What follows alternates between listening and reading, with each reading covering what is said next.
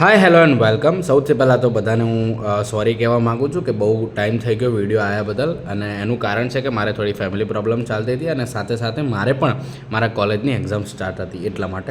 તો don't worry, હવે હું પાછો આવી ગયો છું અને હવે કન્ટિન્યુ આપણું ચાલશે ને આપણે નીટ 2025નો બાયોલોજીનો કમ્પ્લીટ સિલેબસ 11 અને 12નો પતી જશે. ઓકે, હવે આજનો આપણે આના પહેલાંના લેક્ચરમાં આપણે શું જોયું હતું? તો ભાઈ આપણે જોયું હતું પોલિમર અને મોનોમરને જોડતા બંધના પ્રકાર. આપણે બંધના પ્રકાર વિશે જોઈ લીધા હતા. જો કોઈએ ના જોયું હોય તો નીચે લિંક હશે, આના આગલા વિડીયોની જોઈ લેજો. ઓકે, હવે આમ તો આ ટોપિક નીટ માટે એટલો બધો ઇમ્પોર્ટન્ટ નથી, પણ છતાં આપણને એનસીઆરટીમાં આપ્યો છે તો આપણે જોવું જોઈએ. ઓકે, હવે આ ટોપિકમાં ભણવાનું શું છે? પહેલાં તો નામ જો, શરીર ઘટકોની ગતિક અવસ્થા અને ચયાપચયની સંકલ્પના. એટલે કે આના પછીનો જે ટોપિક આવે છે ને, આ ચયાપચય શું આવે છે? જીવનનો ચયાપચય એક આધાર. તો એના માટેની આપણે થોડીક પહેલાં સંકલ્પના, એના માટેનું બેઝિક વસ્તુ અહીંયા આગળ સમજવાની છે. તો આ બેઝિક વસ્તુ શું છે જરા ધ્યાનથી સમજજો. તમે કદાચ એવી કહેવત સાંભળેલી છે કે ભાઈ પરિવર્તન ही प्रकृति का नियम है. એટલે કે જો ભાઈ પ્રકૃતિમાં ઘણા બધા પરિવર્તન થતા રહે છે, બરાબર, એ નિયમ છે પ્રકૃતિનો. એમ કંઈક ને કંઈક પરિવર્તન થવો જોઈએ. ભાઈ એવું નહીં કે દર વખતે ચેન્નઈનો કેપ્ટન ધોની જ રહે. આ વખતે ઋતુરાજ ગાયકવાડ આવ્યો ને તો એ પરિવર્તન જોઈએ. એવી રીતે ભાઈ મુંબઈ ઇન્ડિયન્સમાં હાર્દિક પંડ્યા આવે, બરાબર. એવી જ રીતે આપણા શરીરની અંદર પણ કંઈક ને કંઈક પરિવર્તન થતા રહે. શું? આપણા શરીરની અંદર પણ કંઈક ને કંઈક પરિવર્તન થતા રહે, અને આ પરિવર્તન જરૂરી છે. હા, ઓફકોર્સ જરૂરી છે. હવે તમે કહેશો શરીરમાં પરિવર્તન એટલે શું? તો જો હું તમને મોટામાં મોટું પરિવર્તન કહી દઉં, જ્યારે આપણે ઝાયગોટ ફોર્મમાં હતા, એટલે કે બેઝિકલી સ્પર્મ. શેમાં હતા? સ્પર્મ. તો એક સ્પર્મમાંથી એક મોટું બેબી બની ગયું. શું બની ગયું? મોટું બેબી બની ગયું. તો ભાઈ સ્પર્મ પાસે શું હાથ પગ ને બધું, સોરી સ્પેલિંગ ખોટો છે, સ્પર્મ. તો ભાઈ એક સ્પર્મમાંથી શું એક બેબી બની ગયું. તો શું ભાઈ એની પાસે હાથ પગ મોઢું આંખ કાન એ બધું હતું? નહોતું. પણ એના કેટલા બધા ચેન્જ થયા અને ચેન્જીસ થઈને એક બેબી બન્યું હશે. ખબર પડી કે ના પડી? આ શું છે? એક પ્રકારનો શારીરિક પરિવર્તન કહી શકાય. આપણે શું કહી શકાય? શારીરિક પરિવર્તન. તો આવા પરિવર્તન આપણા શરીરની અંદર થતા રહે છે, અને આ જે પરિવર્તનો થાય છે એની આપણે જે મેઇન વસ્તુ સાથે સંકળાયેલી વસ્તુ છે એ છે ચયાપચય. શું છે? ચયાપચય. હવે જો તમારું શરીર છે, મારું શરીર છે, કે ભાઈ બકરીનું શરીર લઈ લો, ગાય ભેંસ કોઈ બીનું શરીર લઈ લો. શેનાથી બનેલું છે ભાઈ? મેઇન 4 વસ્તુ. શું? મેઇન 4 વસ્તુ છે, બરાબર. બાકી બધી પણ છે. મેઇન 4 વસ્તુ: કાર્બન, હાઇડ્રોજન, ઓક્સિજન અને નાઇટ્રોજન. મેન આ 4 તત્વોનું બનેલું છે. ઓકે, ડોન્ટ વરી, આપણે એનસીઆરટી પણ જોઈશું, પણ પહેલાં થોડો કોન્સેપ્ટ જોઈ લો. ઓકે, હું શું કહેવા માગું છું? હવે એનો મતલબ શું કે આ કાર્બન, હાઇડ્રોજન, ઓક્સિજન અને નાઇટ્રોજન. તો ભાઈ આપણા શરીરમાં મેઇન તત્વ કયું છે? કાર્બન. યાદ રાખજો, મેઇન કયું છે? કાર્બન આપણા શરીરની અંદર છે. હવે મને કહો, તમે કદાચ એવું ભણ્યા હોય કે ભાઈ ગ્લુકોઝમાંથી સ્ટાર્ચ બનવું કે ગ્લુકોઝમાંથી ગ્લાયકોજન બનવું, આ બધું શું છે? એક પ્રકારના પરિવર્તન છે. શું છે? પરિવર્તન છે. હવે આ પરિવર્તન થવા માટે અમુક વસ્તુ જવાબદાર હોય. જેમ કે આ બધી પ્રક્રિયાઓ થાય, શું છે? જેટલી પણ રાસાયણિક પ્રક્રિયાઓ થાય એ બધાને શેની જરૂર પડે? ઉત્સેચકની જરૂર પડે. આ ઉત્સેચક એક પ્રકારનો શું છે? ઉત્પ્રેરક. હવે તમે કહેશો ઉત્પ્રેરક એટલે શું? તો ઉત્પ્રેરક એનો મતલબ એ થાય કે એવી વસ્તુ જે આ પ્રક્રિયાનો દર છે ને વધારે, એટલે કે ફટાફટ આ પ્રક્રિયા કરવા માંડે. શું કરે? આ પ્રક્રિયા ફટાફટ થવા માંડે. તો એમાંનું એક ઉદાહરણ છે ભાઈ ઉત્સેચક. ઉત્પ્રેરકનું એક ઉદાહરણ શું છે? ઉત્સેચક. ઉત્પ્રેરકને અંગ્રેજીમાં કહેવાય કેટેલિસ્ટ. શું કહેવાય? કેટેલિસ્ટ. અને ઉત્સેચકને અંગ્રેજીમાં કહેવાય એન્ઝાઇમ. ઓકે, તો કદાચ અંગ્રેજી નામથી તમને ક્લિયર થઈ ગયું હશે કે હું શું કહેવા માગું છું. ઓકે, તો આ જે વસ્તુ છે, આપણે કંઈક વસ્તુ બનાવીએ છીએ. હવે આ સ્ટાર્ચ બનાવ્યું. કઈ રીતે સ્ટાર્ચ બનાવ્યું? તો ભાઈ ગ્લુકોઝને તોડીને, બરાબર. ખબર પડી? એટલે કે કંઈક વસ્તુ તોડીને આપણે કંઈક વસ્તુ બનાવીએ છીએ. કંઈક બનાવીને કંઈક તોડીએ અથવા કંઈક તોડીને કંઈક બનાવીએ. આ બધી જે વસ્તુ છે એને કહેવાય ચયાપચય. શું કહેવાય? ચયાપચય. શું કહેવાય? ચયાપચય. યાદ રાખજો. જેમ કે આપણે એનસીઆરટીમાં એક બેસ્ટ એક્ઝામ્પલ આપ્યું છે કે ભાઈ માની લો આપણી પાસે છે એક એમિનો એસિડ, બરાબર. હવે એમિનો એસિડ એટલે શું કહેવાય? ઘણા બધા એમિનો એસિડ ભેગા થાય એટલે પ્રોટીન બનાવે. તમને ખબર છે. એમાંનો અહીંયા એક મેં એમિનો એસિડ લીધો છે. એમિનો એસિડ કઈ રીતે ખબર પડે? જો, તો અહીંયા આગળ ભાઈ એક R હોય, વચ્ચે કાર્બન હોય. આ કાર્બન સાથે એક NH2 ગ્રુપ હોય, એક COOH ગ્રુપ હોય અને એક R ગ્રુપ હોય, અને નીચે હાઇડ્રોજન ને બધું અહીંયા આગળ રિપ્લેસ થતું રહે, જે પણ આવતું હોય, બરાબર. આ શું છે? એક પ્રકારનો એમિનો એસિડ છે. હવે આમાંથી હું કાર્બન ડાયોક્સાઇડ કાઢી નાખું છું. શું કાઢી નાખું? કાર્બન ડાયોક્સાઇડ, એટલે કે CO2 આયરો કાઢી નાખ્યો. તો જો અહીંયા ઉપર ખાલી હાઇડ્રોજન રહે, સૂર્ય ઉપર ખાલી હાઇડ્રોજન, અને આ શેમાં કન્વર્ટ થઈ ગયું? સિમ્પલ અમાઇનમાં. શેમાં? સિમ્પલ અમાઇન. અમાઇન કે એમાઇન તમારે જે કહેવું હોય, બરાબર. શું કહેવાય? Simple amine. ખબર પડી કે ના પડી? બસ આ જ રીતે આપણા શરીરમાં પણ ફેરફાર થતા હોય છે. હવે એક વસ્તુ ધ્યાનથી સમજજો. આ કયું પ્રાણી છે? સરસ, તમને જોઈને ખબર પડી કે આ અમીબા છે. શું છે? અમીબા છે. અમીબા કેટલું નાનું પ્રાણી છે, બરાબર, એકદમ નાનું કહેવાય. એના શરીરની કઈ રચના છે? આમ જો કઈ વિશિષ્ટ રચના છે? કશું જ નથી. એના શરીરની કઈ વિશિષ્ટ રચના નથી, બરાબર. હવે એવી જ રીતે કંઈક પ્રજીવ નામ તમે સાંભળ્યું હશે, બરાબર. વનસ્પતિ નામ કદાચ તમે સાંભળ્યું હોય. પછી ધારો કે પ્રાણી, આપણે બધા પ્રાણી છે, મનુષ્યની વાત તમે સાંભળી હશે. તો આ જો અમીબા એકદમ સિમ્પલ છે. પછી પ્રજીવ થોડું આના કરતાં કોમ્પ્લિકેટેડ છે. વનસ્પતિ કોમ્પ્લિકેટેડ, એના કરતાં પણ કોમ્પ્લિકેટેડ આપણું મનુષ્ય. મતલબ આપણા જે શરીરની રચના છે એ અલગ અલગ રીતે બધું આમ ડિફરન્ટ છે. ખબર પડી? બહુ હાર્ડ રચના છે આપણા શરીરની. અને અમીબાના શરીરની રચના કેવી છે? એકદમ સિમ્પલ છે. તો યાદ રાખજો, જેને શરીરની રચના સિમ્પલ હશે એની અંદર બહુ ઓછી પ્રક્રિયા થતી હશે. શું? બહુ ઓછી પ્રક્રિયા થતી હશે. શરીરની અંદર જે પ્રક્રિયા થાય ને બહુ ઓછી થાય. અને એને શું કહેવાય? ચયાપચય, કે બહુ ઓછું ચયાપચય થાય. આપણા મનુષ્ય અંદર બહુ વધારે ચયાપચય થાય. ખબર પડી કે ના પડી? તો આ જે ચયાપચય છે એ બીજી એક વસ્તુ સાથે પણ સંકળાયેલ છે. એ શું છે ભાઈ? શરીરનું બંધારણ. જેવું શરીરનું બંધારણ એ રીતે આપણા ચયાપચયની પ્રક્રિયા હશે. હવે અહીંયા આગળ જો હું એનસીઆરટી લઉં છું, ધ્યાનથી સમજજો. આપણી આ એનસીઆરટી, બરાબર, શું લખ્યું છે? ધ્યાનથી સમજો.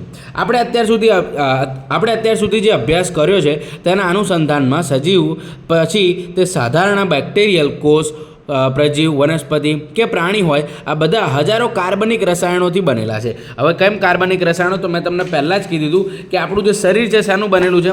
આપણું શરીર બનેલું છે ભાઈ કાર્બન, હાઇડ્રોજન, ઓક્સિજન અને નાઇટ્રોજન. તો આવી ગયું કાર્બન. એમાં આપણે મુખ્યત્વે શું છે ભાઈ?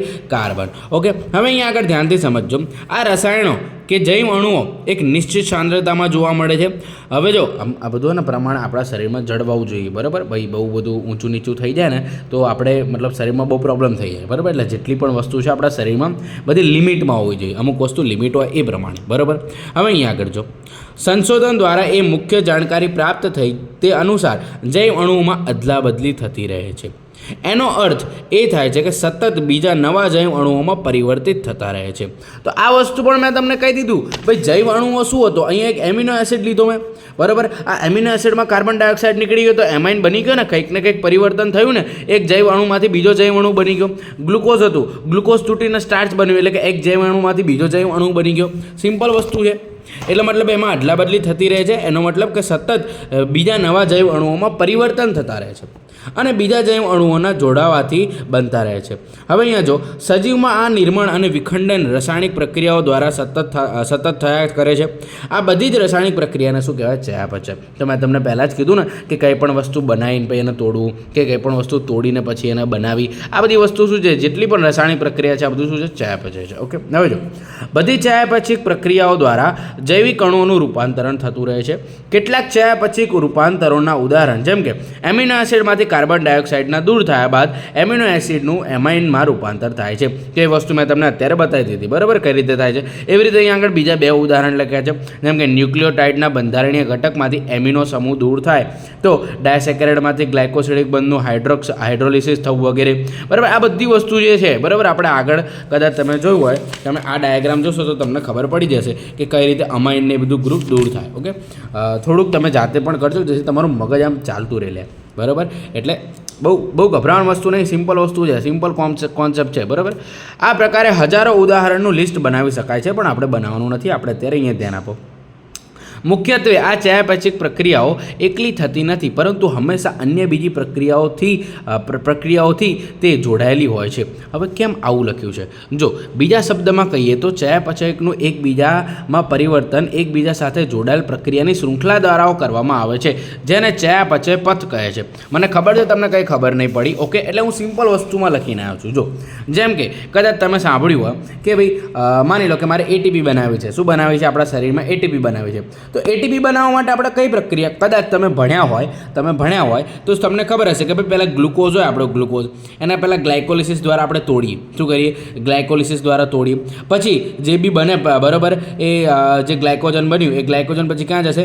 ક્રેબ્સ સાયકલમાં જશે. પછી ક્રેબ્સ સાયકલ થઈ જશે, પછી શું થશે? એટીસી સાયકલમાં જશે. અને છેલ્લે આપણને શું જશે? ઘણી બધી એટીપી આપણને મળી રહેશે, બરાબર. મતલબ શું? આ એટીપી બનાવવા માટે આ જે 3 પાથવે છે, આ 3 પથ છે. પહેલાં ગ્લાયકોલિસિસ, બરાબર, પછી ક્રેબ્સ, પછી ઇટીસી. આ ત્રણે જરૂરી છે. આ ત્રણે એકબીજા સાથે સંકળાયેલા છે. માની લો કે હું આ ક્રેબ સાયકલમાં જવા જ ના દઉં, બરાબર, તો આ ગ્લાયકોલિસિસથી આગળ વધશે જ નહીં, તો એટીપી નહીં બને.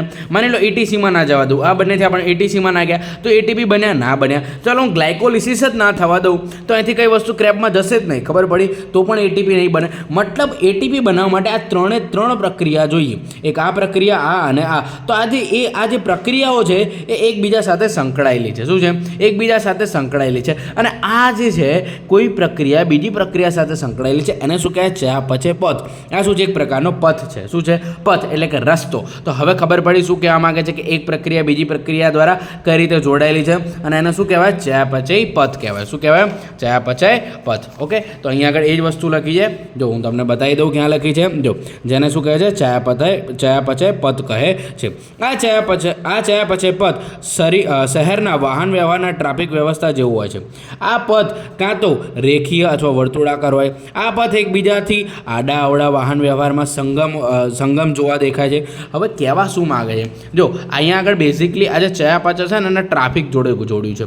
એનો મતલબ શું કે આ જે પ્રક્રિયા છે એકદમ સિમ્પલ પણ હોઈ શકે, બહુ કોમ્પ્લિકેટેડ પણ હોઈ શકે, બરાબર. અમુક જેવી આમ ડાયરેક્ટ આમ સીધી થઈ જતી હોય, અમુક એવું આમ ફરીને થતી હોય. પહેલાં આ પ્રક્રિયા થાય, પછી ઓલી થાય, પછી ફલાણી થાય, પછી ઢીંગણી થાય, પછી છેલ્લે આવું બને, બરાબર. તો આ જે પ્રક્રિયાઓ છે ટ્રાફિક જેવું છે. અમુક વાર ટ્રાફિક વધારે હોય એટલે શું હોય? કોઈ ભાઈ ધીમે ધીમે વાહનો જાય, બરાબર, એટલે કે ઘણી બધી આમ મુશ્કેલીઓ આવે તો આ પ્રક્રિયાઓ કેવી થાય? ધીમે ધીમે થાય.